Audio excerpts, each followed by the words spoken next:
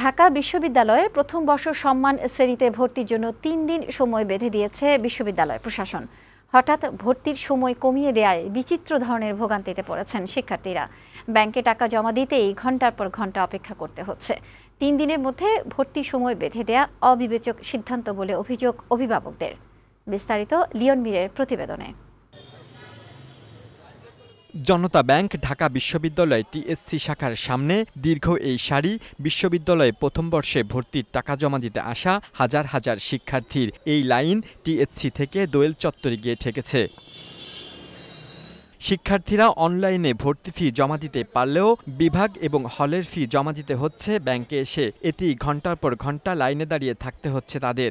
এই কাজটা অনলাইনেও করা যেত, এটা অফলাইনে দিয়ে 1990 সালের যেরকম প্রসেস ছিল এইরকম প্রসেস বর্তমানে চলতেছে। 3 দিন মাত্র সময় দেওয়া হয়েছে। সায়েন্স কমার্স আর্টস সবাই যেহেতু 3 দিনে ভর্তি হবে তাই অনেক গ্যাদারিং হয়ে গিয়েছে। আমি একটা কথা শুনছি, সেটা হচ্ছে ঢাকা বিশ্ববিদ্যালয়ের চান্স না পেলে 2 দিন কান্দা লাগে, আর যদি চান্স পায় তাহলে 4 বছর কান্দা লাগে। ভর্তি ফি, বিভাগের ফি, হলের ফি আলাদা করে নেওয়ায় ভোগান্তি বেড়েছে বলে জানান শিক্ষার্থীরা। এসব একসঙ্গে অনলাইনে জমা দেওয়ার ব্যবস্থার দাবি জানান এসব শিক্ষার্থী।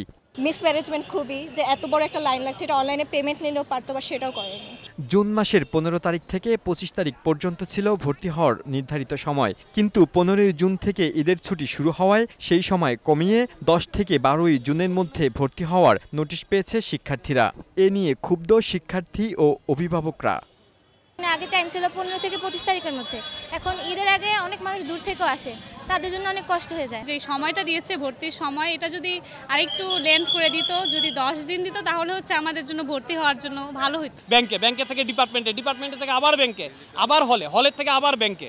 এত স্টুডেন্ট মাত্র 3 দিন সময় দিয়ে এটা পুরো একটা ভোগান্তির মধ্যে ফেলে দিয়েছে আমাদের। অনলাইন ভর্তি কমিটির আহ্বায়ক অধ্যাপক মুস্তাফিজুর রহমান টেলিফোনে জানান, ঈদের ছুটির কারণে ভর্তির সময় কমানো হয়েছে। 1 জুলাই থেকে প্রথম বর্ষের ক্লাস শুরু হবে বলে জানান তিনি। লিওন মীর, বৈশাখী সংবাদ, ঢাকা।